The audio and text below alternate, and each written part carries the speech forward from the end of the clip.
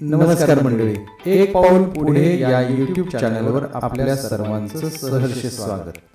आज या व्हिडिओमध्ये आपण PMC केंद्र शाळा शंकरराव चव्हाण विद्या मंदिर पुनाळ तालुका पन्हाळा या प्रशालेची इयत्ता 1ली ते 5वी या वर्गाची क्षेत्रभेट या क्षेत्रभेटीचं नियोजन PMC उपक्रमांतर्गत करण्यात आले होतं।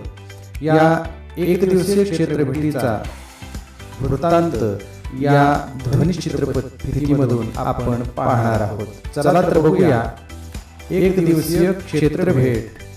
धन्यवाद।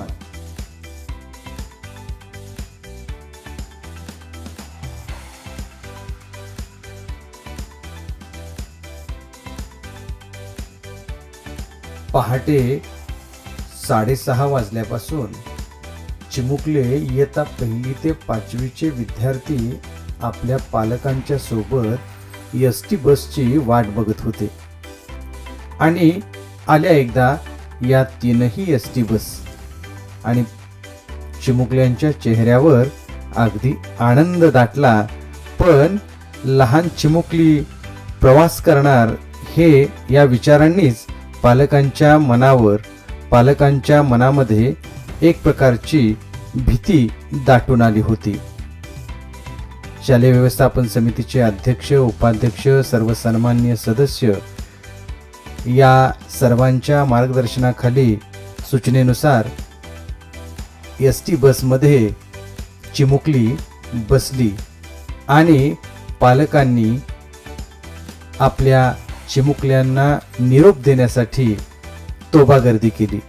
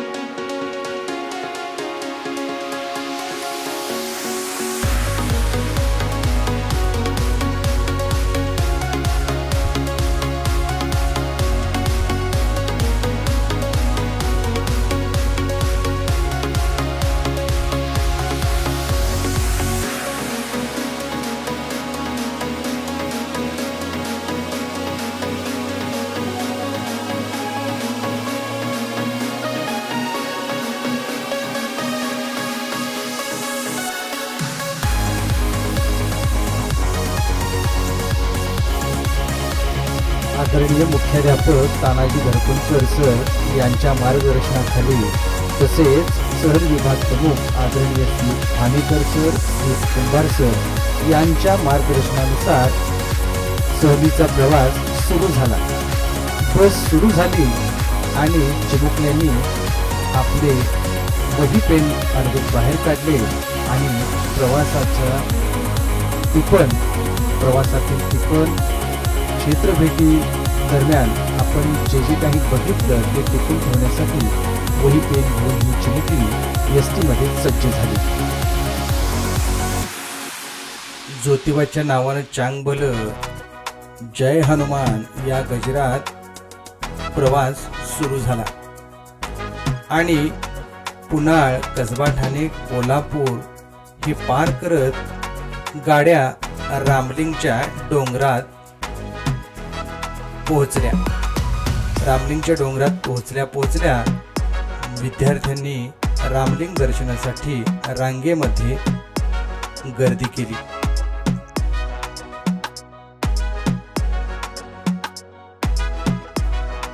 श्री क्षेत्र रामलिंग डोंगराच्या मध्यभागी असलेल्या गुहेसारख्या भागात नक्षीदार खांब आणि ते ओलांडून जाऊन आपण महादेवाच्या लिंगाचं दर्शन घेतो.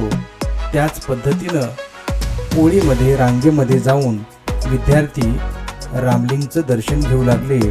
तत्पूर्वी गुहेमध्ये जाताना मध्ये लागणारी विहीर आणि गुहेत प्रवेश केल्यानंतर थंडगार वातावरण अगदी फ्रीज सारखं पाहून मुलांनी अगदी कपाळाला हात लावला आणि सर हे फ्रीज सारखंच दिसतंय असं म्हणून त्यांनी रामलिंग दर्शनाचा लाभ घेतला.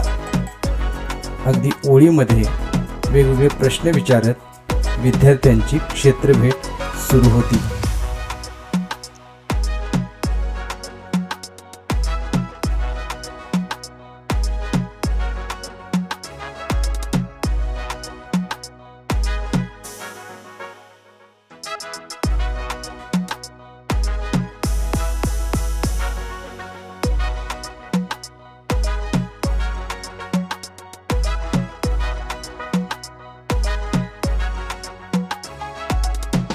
सात ऋषींचे निवासस्थान, त्या समोर असलेले तळे आणि तळ्यातील कासव या सर्वांचं दर्शन घेऊन चिमुकली लगबगीनेच पुढे जाऊ लागली आणि हर हर महादेवचा जयघोष करत पुढे श्री धुळोबा क्षेत्राकडे सर्व एसटी बस रवाना झाल्या.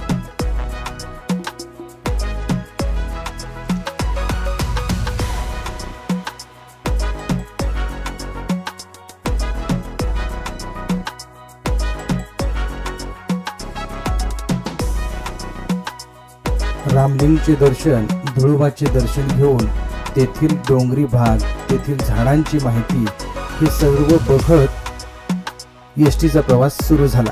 एसटी मध्ये आपापली वही काढून विद्यार्थी टिपण करू लागले आणि पुढे बाहुबलीच्या दिशेने गाड्या पुढे आल्या. या ठिकाणी जैन तीर्थक्षेत्र बाहुबली येथे बाहुबलींचे दर्शन घेण्यासाठी विद्यार्थ्यांनी रांगेमध्ये प्रत्येक बसचे गट केले आणि रांगेमध्ये वर पायऱ्या चढून त्यांनी बाहुबलींचं दर्शन घेतलं. तेथील येताना जाताना जे संकुल आहे, वसतिगृह आहेत, शाळा आहेत त्याविषयीची माहिती शिक्षकांनी त्यांना जाता जाता सांगितली.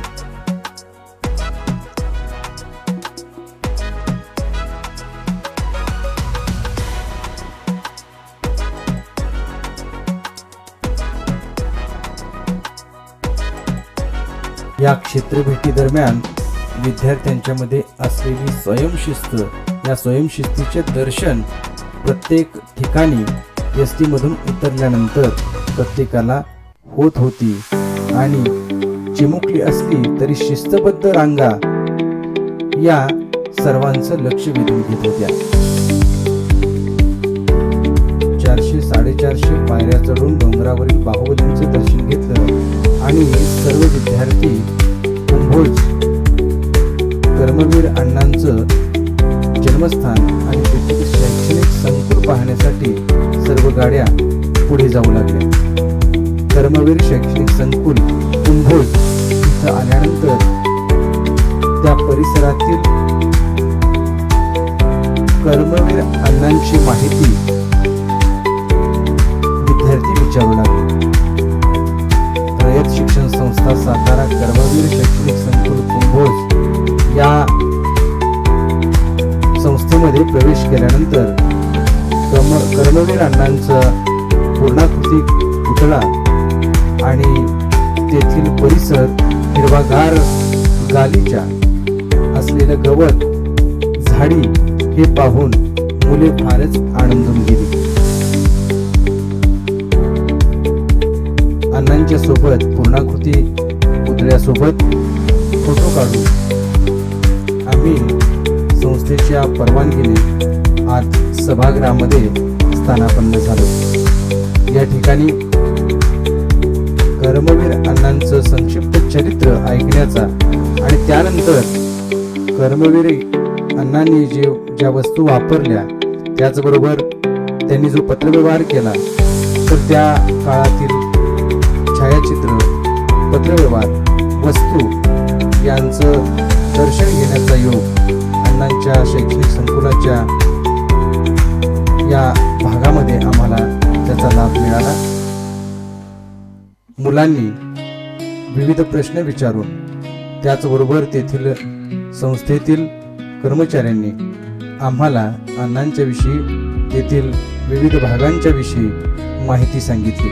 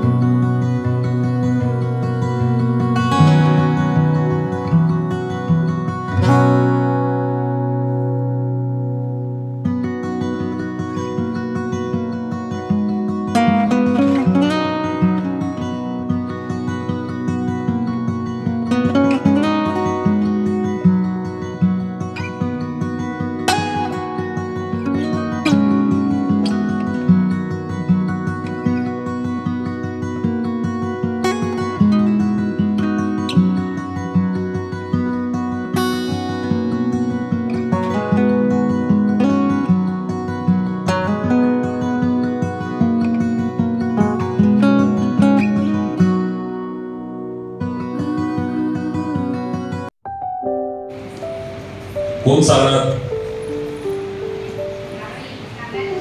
मुलींना सांगायचं, मुलींनी सांगायचं, मुलांनी नाही. भारतामध्ये पहिली मुलींची शाळा आणि त्या शिक्षिका होत्या सावित्रीबाई फुले. त्यांच्या पतीचं नाव काय माहिती आपल्याला? महात्मा ज्योतिबा फुले. तर त्यांचेच एक पटशिष्य म्हणूयात महात्मा ज्योतिबा फुले यांनी सत्यशोधक समाजाची स्थापना केली आणि त्या सत्यशोधक समाजाचे कार्यकर्ते ज्यांचा फोटो इथे समोर लावलेला आहे त्यांचं नाव आहे पद्मभूषण डॉक्टर कर्मवीर भाऊराव पाटील. आता ह्या ज्या ठिकाणी आपण आलेले आहात तर ही कर्मवीर अण्णांची जन्मभूमी आहे. म्हणजे याच कुंभोज मध्ये कर्मवीर अण्णांचा जन्म झाला आणि या बाजूला ज्यांचा फोटो लावलेला आहे त्यांचं नाव आहे रयत माऊली त्यागमूर्ती लक्ष्मीबाई पाटील, ज्या अण्णांच्या पत्नी आहेत. यांचं देखील हे जन्मगाव आहे. अण्णांच्या मातोश्री ज्या आहेत गंगूबाई पाटील, त्यांचा देखील कुंभोज मध्ये जन्म झाला. अण्णांचे चिरंजीव अप्पासाहेब पाटील, त्यांचा देखील याच ठिकाणी जन्म झाला. म्हणजे रयत शिक्षण संस्थेची 105 वर्षापूर्वी 1919 साली ज्यांनी स्थापना केली आणि महाराष्ट्रातल्या कडेकपारीमध्ये अनेक गावांमध्ये शाखा काढल्या आणि आपल्यासारखे गोरगरीब मुलं की ज्यांच्या घरामध्ये 7 पिढ्यांमध्ये शिक्षण सूर्य कधीच पोहोचला नव्हता, तर त्यांच्या घरामध्ये शिक्षण पोहोचवलं. मुलांना अक्षरशः खांद्यावरती आणून रयत शिक्षण संस्थेच्या अनेक वसतिगृहांमध्ये दाखल केलं. कर्मवीर अण्णांनी त्या काळात शाळा किती सुरू केल्या? 578 व्हॉलेंटरी स्कूल सुरू केल्या. किती? 578. म्हणजे तुम्ही विचार करू शकता की महाराष्ट्रातल्या तब्बल 500 ते 600 गावांमध्ये कर्मवीर अण्णा त्या काळात पोहोचले. रयत शिक्षण संस्थेच्या अनेक शाखा काढल्या, वसतिगृह काढली आणि या शाळांमधून, याच वसतिगृहांमधून लाखो मुलं शिक्षित झाली, ज्यांनी महाराष्ट्र घडवला. तर हे अण्णांचं जन्मगाव असल्यामुळं महाराष्ट्र शासनाने आपल्याला 5 एकर जागा या ठिकाणी दिलेली आहे आणि हे 5 कोटीचं अध्यासन केंद्र बांधून दिलेलं. याचा उद्देश असा की आज ज्या पद्धतीने आपण या ठिकाणी आलात, आपल्याला वाटलं की या ठिकाणी म्युझियम आहे, कर्मवीर अण्णांचं काहीतरी स्मारक असेल, तर महाराष्ट्र शासनाला असं वाटलं की 105 वर्षापूर्वी ज्या महापुरुषांनी महाराष्ट्रामध्ये शैक्षणिक क्रांती घडवली त्यांच्या गावी त्यांचं असे उचित स्मारक व्हायला पाहिजे आणि म्हणून महाराष्ट्र शासनाने केवळ 1 रुपयावरती ही 5 एकर जमीन दिली आणि हे 5 कोटीचं अध्यासन केंद्र बांधून दिले. या ठिकाणी हा मॉल आहे. इथं आपण तुमच्यासारख्या बऱ्याच विद्यार्थ्यांना बरेचसे चित्रपट दाखवतो. बऱ्याच आपले जे गुरुजन आहेत अशा गुरुजनांचं म्हणजे रयतच्या 750 शाखांमधल्या सर्व गुरुजनांचं याच ठिकाणी रेसिडेन्शियल ट्रेनिंग होतं. तुमच्यासारखे हुशार जे विद्यार्थी आहेत त्यांच्यासाठी RTS, ऑलिम्पियाड सारख्या परीक्षा असतात आणि शाळांमध्ये पहिला, दुसरा, तिसरा येणारे जे हुशार विद्यार्थी असतात त्याच्या पुढचं ट्रेनिंग याच ठिकाणी आपण घेतो. शैक्षणिक कार्यक्रम असतात. म्हणजे तुम्हाला माहिती असेल की मध्यंतरी आपल्याकडे मुख्यमंत्री माझी शाळा सुंदर शाळा अभियान चालू होतं का आपल्या शाळेत? तर तसे अनेक शैक्षणिक उपक्रम या ठिकाणी घेतले जातात. तालुक्यामध्ये आपली शाळा प्रथम क्रमांकाला आणि 3 लाखाचं बक्षीस पहिल्या टप्प्यातला आपल्याला मिळालं. आणि स्वच्छता मॉनिटर म्हणून आणखी महाराष्ट्र शासनाची एक याच प्रकारचा डिझाईन उपक्रम होता. त्यामध्ये राज्यातल्या टॉप 100 स्कूल्स मध्ये देखील आपली शाळा आली. आता हे सांगण्याचं कारण असं की राज्यभरातून शाळा येतात, त्यांना आपण आदल्या दिवशी बरेचसे नगर विभागातून शाळा येतात, त्या सगळ्या 200 विद्यार्थ्यांना इथं राहण्याची व्यवस्था करतो आणि दुसऱ्या दिवशी कणेरी मठ आहे, कोल्हापूर आहे, पन्हाळा आहे, ज्योतिबा आहे, या ठिकाणी ते जातात तिकडे जायला आपण त्यांना पाठवून देतो. तर महाराष्ट्र शासनाला असं वाटलं की ज्याला शिक्षणाची गोडी आहे, ज्याला शिक्षणाची आवड आहे, जो शिक्षणापासून वंचित राहिलेला आहे, ज्याच्या आई किंवा वडील ज्यांना शिक्षण मिळालं नाही, अशा सर्व विद्यार्थ्यांनी, पालकांनी, नागरिकांनी या ठिकाणी यावं आणि 105 वर्षापूर्वी रयत शिक्षण संस्थेच्या माध्यमातून एका व्यक्तीनं आणि त्यांच्या पत्नीनं कशा पद्धतीनं महाराष्ट्राचा शैक्षणिक कायापालट केला हे त्यांना समजावं. आता हे का समजावं? तर ज्या सावित्रीबाईंचं आपण नाव घेतो त्यांचे पती म्हणजे महात्मा ज्योतिबा फुले यांनी 1884 साली हंटर कमिशन समोर एक अहवाल सादर केला. त्या अहवालात काय होतं? तर आपलं पूर्वी महाराष्ट्र राज्याच्या पूर्वी मुंबई इलाका म्हटलं जायचं आणि म्हैसूर राज्य. तर मुंबई इलाका म्हणजे तेव्हाची मुंबई ते सध्याचं धारवाड कर्नाटकमधलं हा एवढा मोठा प्रदेश. या प्रदेशामध्ये 90% गावांमध्ये एकही शाळा, प्राथमिक शाळा नव्हती. आता शाळाच नसेल तर शिक्षण दुरावस्था आहे, शाळाच नसेल तर प्रचंड अज्ञान आहे, प्रचंड अंधश्रद्धा आहे आणि अंधश्रद्धा अज्ञान असेल तर अनेक गोष्टी शोषण ज्याला म्हणतो आपण, सावकारी पाश म्हणतो आपण, या अनेक गोष्टी त्या काळामध्ये प्रचलित होत्या आणि त्यामुळे समाजामध्ये प्रचंड अस्वस्थता होती.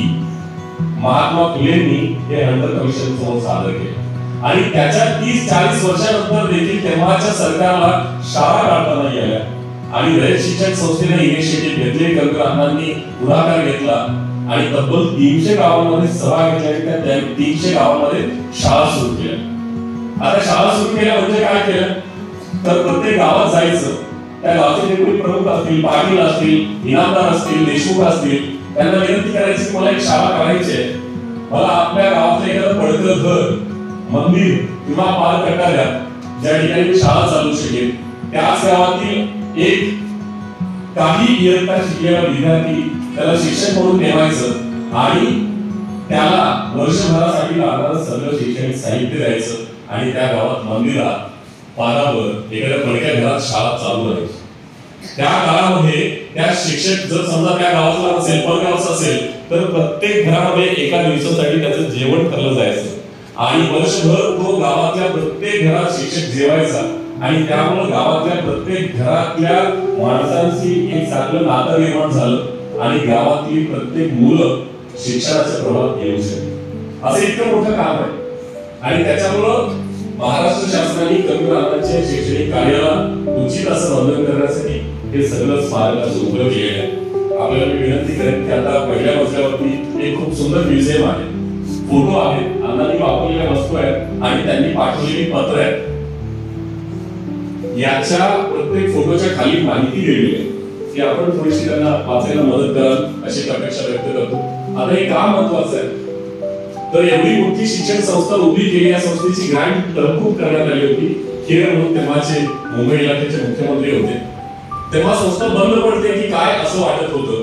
तेव्हा कविराजांनी एक साधी युक्ती अंमलात आणली, गावामध्ये वसतिगृह जिथं होती तर तिथल्या आया भगिनींना विनंती केली की जेव्हा तुम्ही जात्यावरती दळणाला बसाल तेव्हा त्या सुपातल्या धान्य जे असतं त्यातलं फक्त एक मूठ धान्य तुमच्या दाराला जे खुंटी असते त्याला एक कापडी पिशवी बांधलेली असेल त्या पिशवीमध्ये टाकायचं आणि 15 दिवसातून महिन्यातून वसतिगृहात राहणारी ती मुलं यायची आणि दाराला जी खुंटी असायची त्या खुंटीला अडकवलेली पिशवी जी भरली जायची। कारण आपल्यासारख्या घरातल्या माता भगिनी विचार काय करायची की एक मूठ धान्य केवढंच पुरणार आहे आणि त्याच्यामुळं त्या माता भगिनी दळायला बसल्यानंतर मुठीच्या ऐवजी अगदी सूप भरून सुद्धा धान्य त्याच्यामध्ये टाकायच्या आणि अशी 2 वर्ष संस्था चालली आणि त्याच्यामुळं रयतचा विस्तार प्रत्येक घरापर्यंत पोहोचला, गावापर्यंत पोहोचला आणि ही संस्था जनसामान्यांची, रयत म्हणजे जनता, तुम्ही आणि आम्ही या सर्वांची संस्था। म्हणून मग आपल्याला बघायला मिळतं की महाराष्ट्र राज्य, बिहार असेल किंवा बाकीची सगळी उत्तरेकडची राज्य आहेत यांच्यापेक्षा शैक्षणिक दृष्ट्या, सामाजिक दृष्ट्या, सांस्कृतिक दृष्ट्या खूप पुढारलेला आहे। त्याचं कारण या राज्यातली शिक्षण व्यवस्था ही आहे आणि आपल्याला अशा अत्यंत चांगल्या ठिकाणी मी म्हणेन की आपल्या गुरुजनांनी आणलं, आपले आदरणीय मुख्याध्यापक घरपळकर सर असतील, आदरणीय बाकी सर्व गुरुजन वर्ग, या सर्वांना मी वंदन करतो, आपल्या सर्वांचं स्वागत करतो आणि यानंतर आपण म्युझियम बघण्यासाठी आपण यावं अशी एक आपल्याला छोटीशी विनंती करतो। मी आपले आदरणीय मुख्याध्यापक घरपळकर सर यांना विनंती करतो की आपण या निमित्तानं 2 शब्दामध्ये आपल्या शुभेच्छा व्यक्त कराव्या। धन्यवाद सर। आज देशातील राज्य सर्वात महत्वाचा दिनविशेष माता सावित्रीबाई फुले यांच्या प्रतिमेला प्रथमतः स्मृतीला मी अभिवादन करतो। जयंतीच्या निमित्तानं महात्मा ज्योतिराव फुले, राजर्षी शाहू महाराज, छत्रपती शिवाजी महाराज, डॉक्टर बाबासाहेब आंबेडकर, संत गाडगेबाबा, सामाजिक कार्याच्या मुशीतून घडलेली सर्व नेतृत्व कर्तृत्व ज्यांनी महाराष्ट्रातील संपूर्ण देश आपल्या कार्यकर्तृत्वाने जगाच्या विश्व या भारताचं नाव केलं असे सर्व विविधतेने मी प्रथम अभिवादन करतो। कर्मवीरांना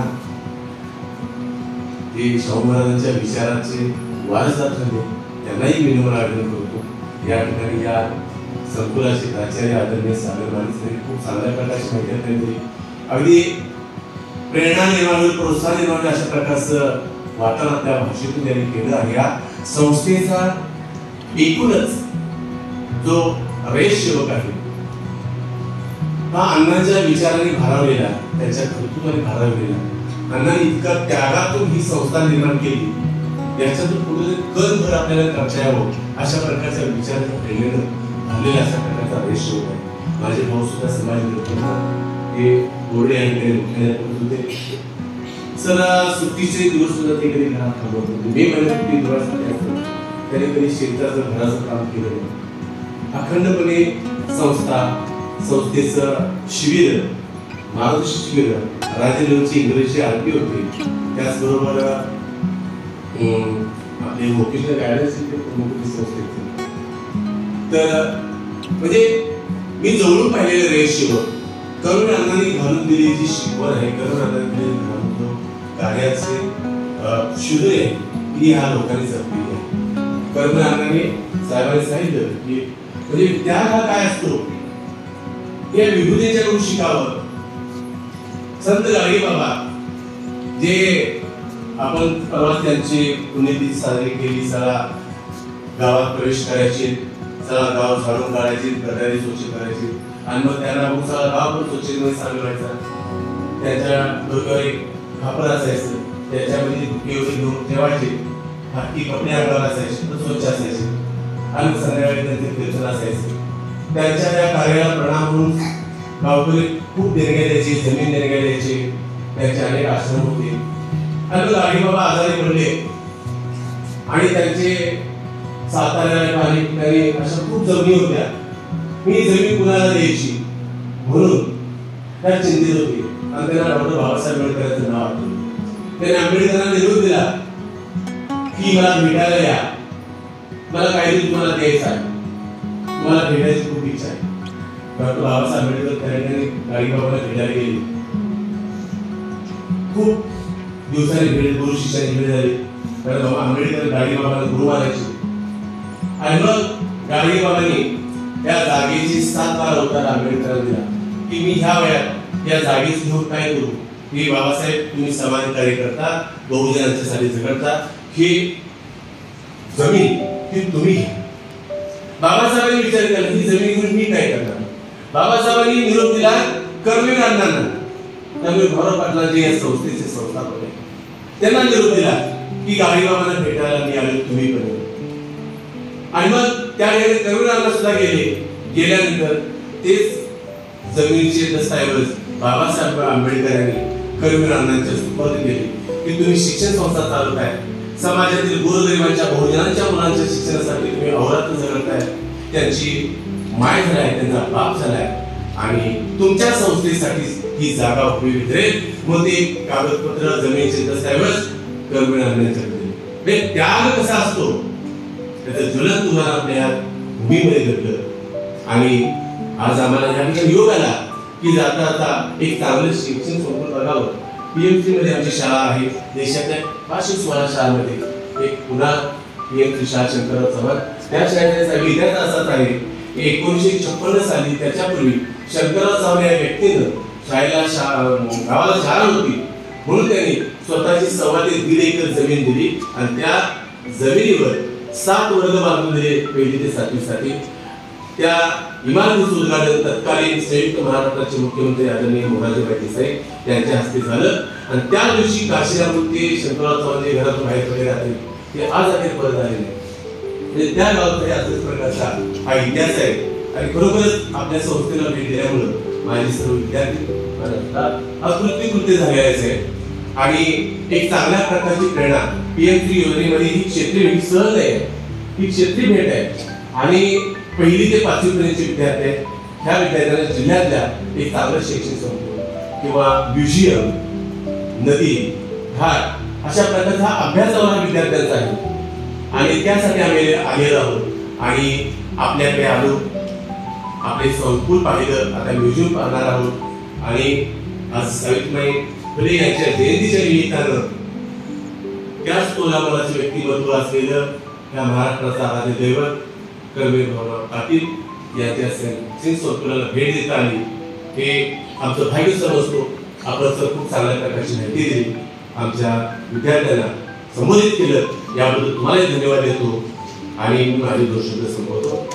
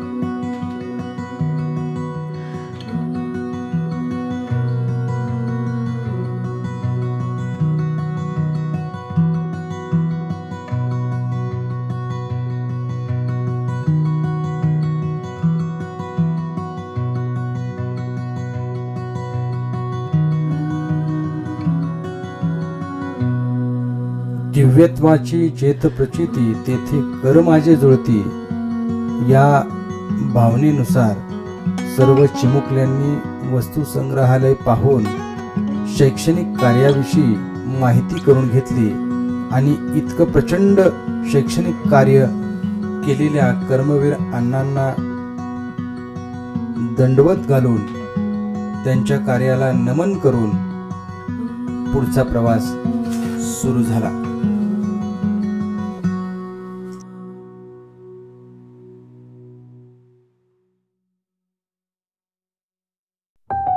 आदरणीय कामत यांनी आपल्या सुवाच्य लेखनातून वस्तुसंग्रहालय आणि शैक्षणिक संकुलाबाबत प्रदीर्घ प्रतिक्रिया लिहिली आणि पुढचा प्रवास सुरू झाला.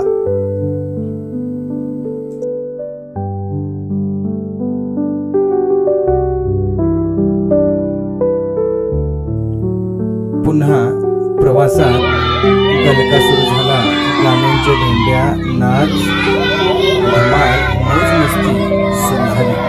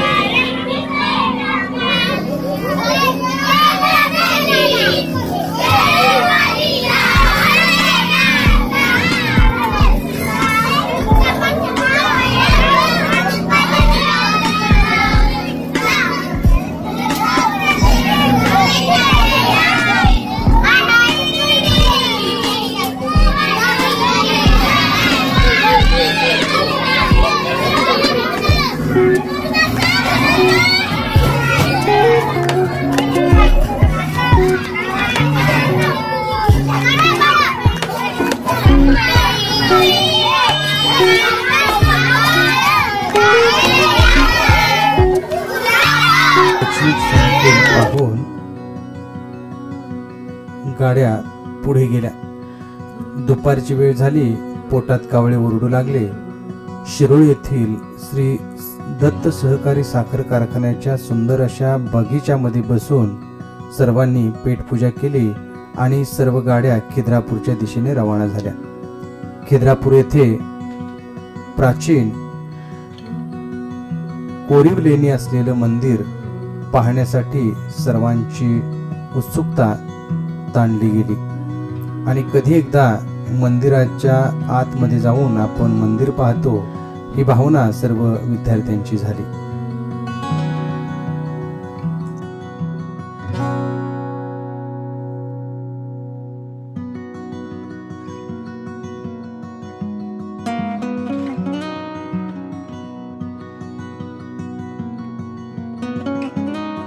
विद्यार्थ्यांनी ओळीने मंदिरामध्ये प्रवेश केला आणि मंदिर आतून आणि बाहेरून प्रदक्षिणा घालून पूर्ण पाहण्याचा प्रयत्न केला. त्यानंतर खिद्रापूरच्या पोलीस पाटील दीपाली पाटील यांनी सर्व शिक्षक आणि विद्यार्थ्यांचे स्वागत केले आणि मंदिराची इत्थंभूत माहिती देण्यासाठी त्यांच्या सहकार्याने 3 मार्गदर्शकांचे नियोजन करण्यात आले होते.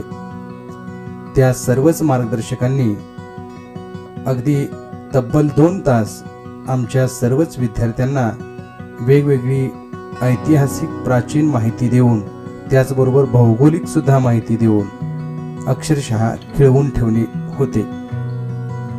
विद्यार्थ्यांना ही माहिती ऐकताना अगदी देहभान हरपून माहिती ऐकण्यात सर्वच विद्यार्थी रंगून गेले.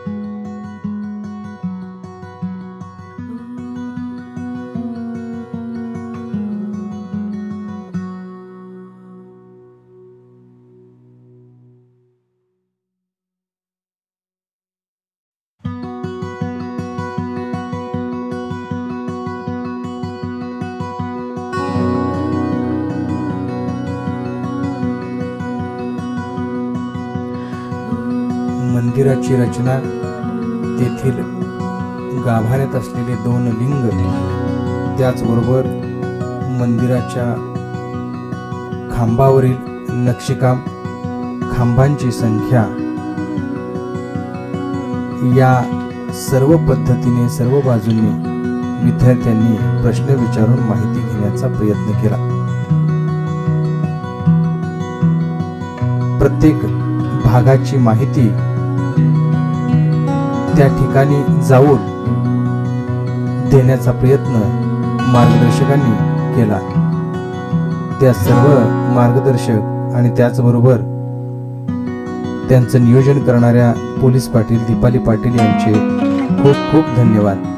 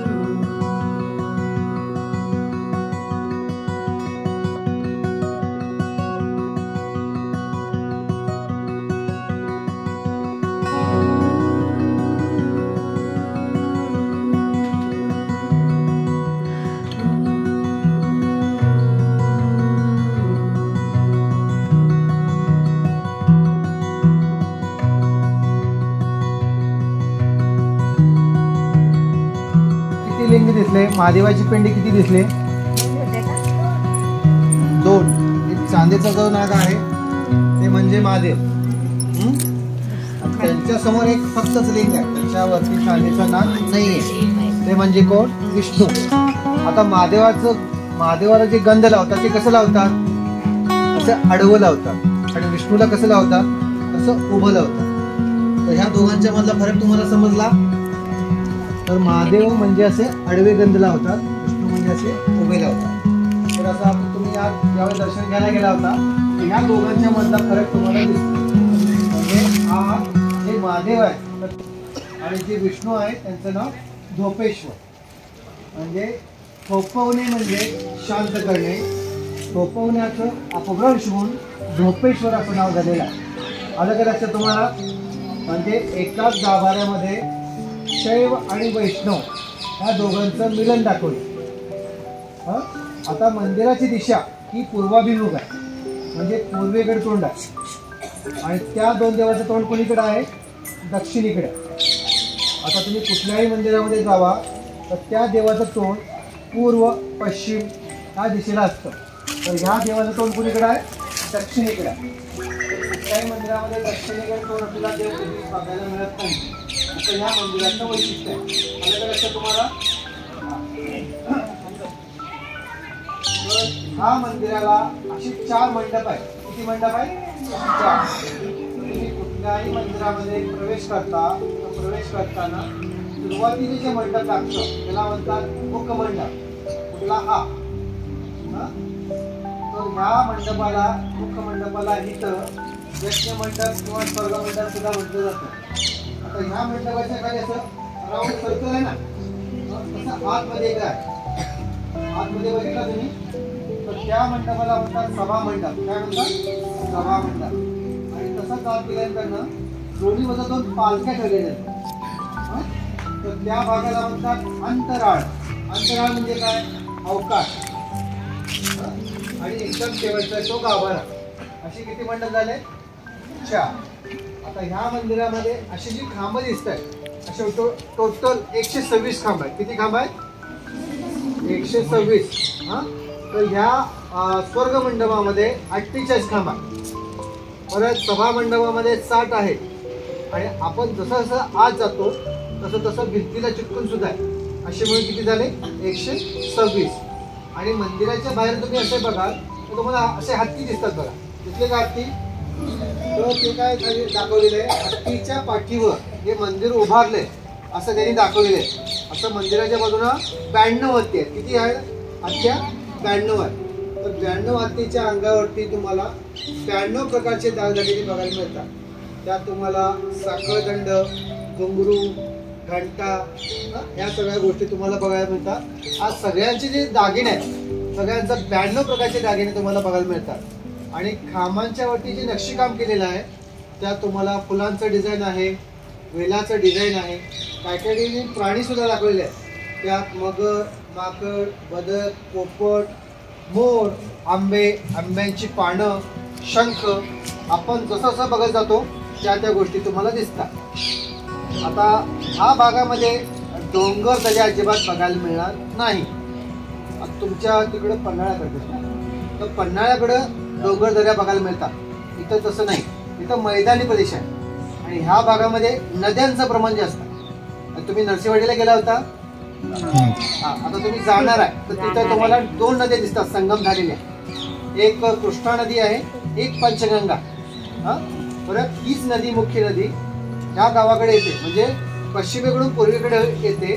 ह्या जागेला असं टर्न करते, म्हणजे वळसा घालते आणि परत ती पूर्वेकडून पश्चिमेकडे जाते. आणि कर्नाटकमध्ये जाताना परत दूधगंगा आणि कृष्णा ह्या 2 नद्यांचा संगम होतो. म्हणजे जिथं नद्यांचं प्रमाण जास्त तिथं सुपीकता जास्त, म्हणजे पैसा जास्त. आणि जिथं सुपीकता जास्त तिथं पैसा जास्त. म्हणजे प्रत्येक राजवटीमध्ये प्रत्येक राजांचा या जागेवर डोळा होता. तर त्या राजवटीमध्ये हे मंदिर बांधलेलं आहे. असं 6व्या शतकापासून ते 13व्या शतकापर्यंत याचं बांधकाम झालेलं आहे. आता त्या 6व्या शतकापासून ते 13व्या शतकापर्यंत असे वेगवेगळे राजवटी केलेली आहेत. तर त्या 6व्या शतकामध्ये ज्या राजवट होतं ते म्हणजे चालुक्य. तुम्ही कदाचित इतिहासामध्ये म्हणा ऐकलं असाल किंवा अभ्यास केला असाल. चालुक्य म्हणजे आता म्हणजे त्या काळामध्ये त्यांचं विजयनगर साम्राज्य होतं. आत्या काळामध्ये हम्पी बदामी माहिती आहे का? ऐकून तर माहिती आहे का हम्पी बदामी? कर्नाटकमध्ये आहे ते. तर त्या काळामध्ये जो राजा होता तर त्यांचं नाव होतं पुलकेशी, तो पण दुसरा. तर त्या पुलकेशी राजाने या मंदिराच्या बांधकामाला सुरुवात केली आहे. कधी? 6व्या शतकामध्ये. तर त्यांचं राजवट त्या काळामध्ये एवढं मोठं होतं की आपल्या भारत देशामध्ये दक्षिणेला तुंगभद्रा नदीपासून उत्तरेला नर्मदा नदीपर्यंत म्हणजे अख्खं कर्नाटक, महाराष्ट्र, थोडा एमपीचा भाग मध्ये मध्य प्रदेश त्यांनी आपल्या कब्जेमध्ये घेतलेला आहे. आता एवढं मोठं राजवट कधी होतं? ज्यावेळी त्यांना छोटे छोटे राजे येऊन मिसळतात आणि अशा गोष्टी कधी सुचतं? ज्यावेळी तो राजा सगळ्या बाजूनं समृद्ध आणि संपन्न पाहिजे आणि त्याच्या राजवटीमध्ये शांतता किंवा स्थिरता पाहिजे, त्याच वेळी अशा गोष्टी घडतात. समजा तिकडे युद्ध होतंय आणि आपण इकडं मंदिर बांधालंय, असं कधी होत नाही. तर तो राजा एकदम शांतता आणि समृद्धी पाहिजे त्या राजवटीमध्ये, तरच अशा गोष्टी घडतात. मग त्याचं राजवट 642 पर्यंत होतं. त्या काळामध्ये 642 मध्ये परत युद्ध झाला राष्ट्रकूट आणि चालुक्यांच्यामध्ये. चालुक्यांचा पराभव झाला आणि राष्ट्रकूटांचं इथं राजवट आलं. त्या राष्ट्रकूटाने काय केलं? त्या मंदिराचं जे बांधकाम आहे त्यांनी तिथंच थांबवलं. 642 पासून 9व्या ते 10व्या शतकापर्यंत तिथे गॅप आहे. आणि त्याच काळामध्ये पल्लवांचा सुद्धा इथे संबंध येतो. आणि 9व्या ते 10व्या शतकामध्ये परत एकाचं राजवट आलं, ते म्हणजे कल्याणी चालुक्य. सुरुवातीला चालुक्य होते हे त्यांचे जोशी आहेत. कोण? कल्याणी चालुक्य. जसं त्यांचं विजयनगर साम्राज्य होतं तसं कल्याणी चालुक्यांचं कर्नाटकमध्ये बसव कल्याण म्हणून भाग आहे. आणि त्या काळामध्ये जो राजा होता त्यांचं नाव होतं विक्रमादित्य. पण त्या राजाने काय केलं? परत या मंदिराच्या बांधकामाला सुरुवात केली 9व्या ते 10व्या शतकापासून ते 11व्या शतकापर्यंत. आता ज्यावेळी चालुक्यांचं राजवट होतं त्यावेळी इथं जे होते ते कोण होते? मांडलिक होते. मांडलिक म्हणजे कोण? त्यांच्या अंडर काम करणारे, म्हणजे ते जे सांगतील त्यांचा आदेश पाळायचा. ज्यावेळी चालुक्यांचं राजवट संपलं तर त्या मांडलिकानं काय केलं? त्यांचं मांडलिकत्व रद्द करून त्यांनी स्वतःचं वर्चस्व स्थापन केलं. आणि ते जे मांडलिक होते ते कोण होते? ते होते शिलाहा.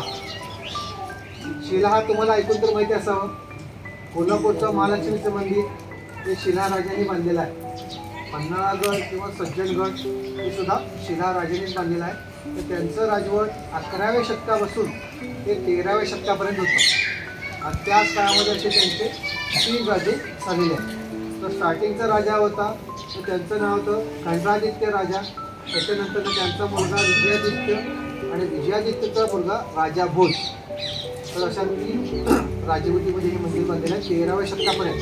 मग त्याच्यानंतर 16व्या शतकापर्यंत महामणी साम्राज्य होतं. 16व्या शतकामध्ये आपले छत्रपती शिवाजी महाराज त्यांनी पण ह्या मंदिराचं संरक्षण केलं, रेनोव्हेशन केलं. त्यांच्यानंतर मग 1702 साली या मंदिरावर मोगली आक्रमण झालेलं आहे. ते तुम्हाला तोडफोड दिसते का?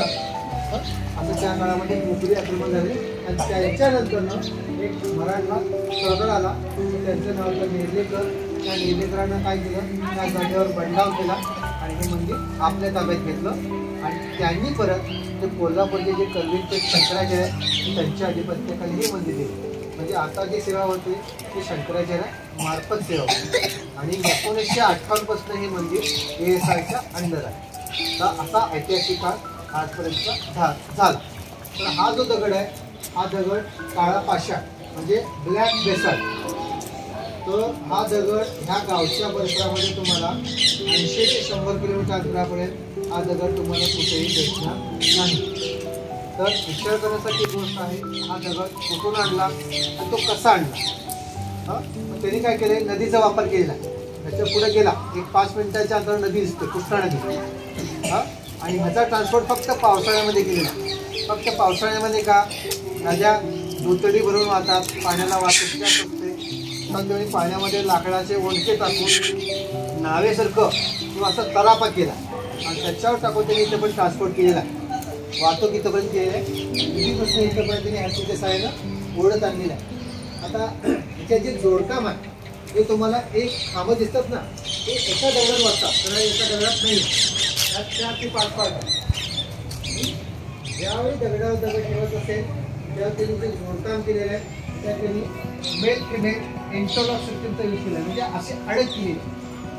आता तुमचं लहान मुलाचं क्यूबचं खेळणं कसं असतं, एकमेकात गुंतवतात बघा. हा जो दगड आहे त्याच्यावरती दगड ठेवायचा असेल तर खालच्या दगडाच्या मधोमध अशी चौकोन खाच करायचा आणि वरती जो दगड बसवायचा ह्याच मापाचा खाली असा ठोकळा करायचा, तो असा बसवायचा. तर याला इंटरलॉक म्हणतात. ज्यावेळी दगडावर दगड ठेवायचा असेल त्यावेळी, आणि ज्यावेळी दगडाला दगड जोडत असेल तर दोन्ही दगडांच्या मध्ये जसं स्टॅपलर पिन असतं आकाराचा तसं त्यांनी खाच केला आणि त्या लोखंड वितळून ओतलेला. ती वितळून ओतल्यामुळे काय होतं, ते ग्रीप पकडतं, चिटकून बसतं, लगेच निघत नाही. तर अशा 2 टेक्निकमुळे हा मंदिराचं त्यांनी जोडकाम केलेलं आहे. तर अशामुळे काय होतं, कोणतीही वस्तू लगेच पडझड होत नाही, कोलॅप्स होत नाही, जास्त काळ टिकतं. आपल्या पुढच्या पिढी सुद्धा हे बघता येतं अशा टेक्निकमुळे. आता अयोध्येमध्ये राम मंदिर बांधलेलं आहे तर तिथं त्यांनी इंटरलॉकचा वापर केला आहे. आणि त्या मंदिराचं आयुष्य त्यांनी आत्ताच 1000 वर्ष सांगितलेली आहे. त्याच्यामुळे तर ह्या जोडकामामुळे आलं लक्षात तुम्हाला. आता खालचा जो पाया, खालचा बेस आपण हत्तीला उडून ताणून कसाही बसू शकतो. वरची दगडी एवढी मोठी आहे की एका माणसाच्या आता ते शक्य नाही. मग त्यांनी काय केलं आहे, जसा असा खालचा भाग होत जाईल तसं तसं त्यांनी मातीचा निगारा केला आणि जो दगड वरती बसवायचा आहे तो दगड खालून असा ढकलत वरती घेऊन जायचा आणि वरती जाऊन तो बसवायचा. आणि ज्यावेळी पूर्ण झालं तर त्यांनी माती बाहेर ढकलली. तुम्ही बाहेरून बघा, थोडं मंदिर खालच्या बाजूला दिसतं आणि आमचं जे गाव आहे त्या वरच्या साईडला दिसतं का, वरच्या साईडला, म्हणजे जी माती तुम्ही यूज केली होती त्याच मातीवर आमचं गाव असलेलं आहे. तर अशा पद्धतीने हे मंदिर बांधलेलं आहे. आलं काय लक्षात तुम्हाला. हां, आता ह्या मंदिराबद्दल एक पौराणिक कथा. तर ह्या गावाच्या दक्षिणेला नदीच्या पलीकडे कर्नाटकमध्ये यडूर नावाचं गाव आहे आणि तिथं वीरभद्राचं मंदिर आहे. आणि त्या मंदिराच्या ठिकाणी दाक्षायणीचे वडील पोलीस पाटील दीपाली पाटील यांनी शाळेतील मुख्याध्यापक सर्व शिक्षक स्टाफना घरी बोलावून आदर सत्कार केला. त्याचबरोबर सर्व विद्यार्थ्यांना खाऊचे वाटप केले. त्याचबरोबर गिफ्ट म्हणून प्रत्येकाला एक पेन सुद्धा गिफ्ट दिला. त्याचबरोबर मंदिराला म्हणजेच आमच्या गावाला भेट दिल्याबद्दल पोलीस पाटील या नात्याने त्यांनी शाळेचे सर्व विद्यार्थ्यांचे आभार मानले.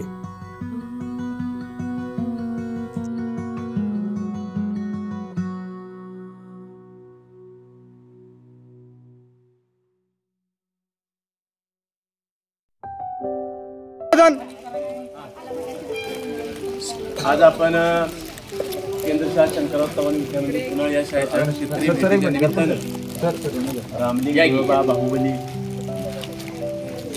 शिरोळ कमी भाऊराव संकुल त्याचबरोबर खिद्रापूर या ठिकाणी या क्षेत्रभेटीच्या निमित्तानं आलो, अभ्यासभेटीच्या निमित्तानं. आणि योगायोगानं या गावच्या पोलीस पाटील आदरणीय बाळासाहेब पाटील पाटील मॅडम या गावचे पोलीस पाटील आहेत. आपल्या शाळेचे हरवळे सर यांच्या त्या क्लासमेट आहेत आणि इतक्या वर्षांनी ते इथे एकत्र आलेले आहेत. आणि हा जो ऋणानुबंध आहे त्या निमित्तानं त्यांच्या शाळेतील तुम्ही सर्व विद्यार्थी, आम्ही सर्व शिक्षक यांचा योग्य ते सन्मान त्यांनी घरी बोलावून केला. तुम्हाला गोड खाऊ दिला. म्हणजे त्या स्वतःही DED आहेत, शिक्षिका होत्या आणि या गावच्या पोलीस पाटील आहेत. म्हणजे त्यांच्या मनावर रुजलेल्या मुलांच्याबद्दलचा जो सहानुभूतीचा म्हणा किंवा आपुलकीचा जो दृष्टिकोन आहे, या दृष्टिकोनातूनच आपल्याबद्दलचा एवढा स्नेहभाव त्यांनी या ठिकाणी दाखवला आणि आपला आमच्या शिक्षकांचाही सन्मान केला. त्यांना येण्याचं निमंत्रण दिलं आणि तुम्हाला गोड खाऊ दिला. माणसाची व्यक्तिमत्वाची परिस्थिती हे दिसण्यावर नाही, ती असण्यावर असते. हे या ठिकाणी आपल्याला प्रत्यक्षानं जाणवलं. त्यांच्या घरी जाऊन आलो. मला वाटतं या खिद्रापूर कोपेश्वर मंदिराचाच प्रभाव घरावर आहे आणि त्या पद्धतीत परंपरा ही आहे. आणि त्या पद्धतीची त्यांची मांडणी आहे की त्यांच्या एकूण या 15 ते 20 मिनिटाच्या या सहवासातून दिसून आलं. मी या प्रशालेच्या मुख्यालयाच्या नात्यानं आपल्या शंकरराव चव्हाण विद्यामंदिर या परिवारातर्फे माझ्या शाळा व्यवस्थापन समिती गावातर्फे मी त्यांचा धन्यवाद देतो, त्यांचा आभार मानतो आणि ही त्यांची वृत्ती अशी जोपासली जावी. या नवीन वर्षी माझ्या स्टाफतर्फे त्यांना त्यांच्या सर्व कुटुंबियांना आप्तसोक्यांना सुयश आणि आरोग्य भरभराट इच्छितो आणि पुन्हा एकदा त्यांना धन्यवाद देऊन आभार मानतो.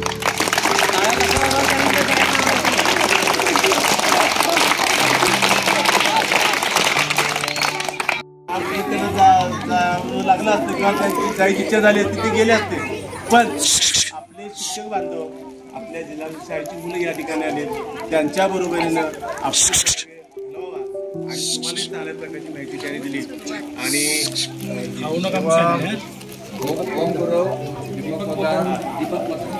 दीपक पोद्दार, आणि या सर्वांचं आपल्या प्रशालेच्या मार्फत हार्दिक आभार.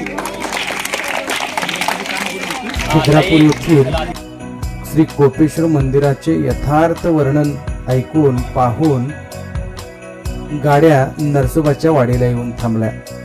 नरसोबाच्या वाडीच्या मंदिराचे दर्शन घेऊन पेढ्याचा प्रसाद घेतला आणि वेगवेगळी खेळणी वस्तू, नेकलेस, बांगड्या खरेदी करण्यासाठी एकच झुंबर उडाली.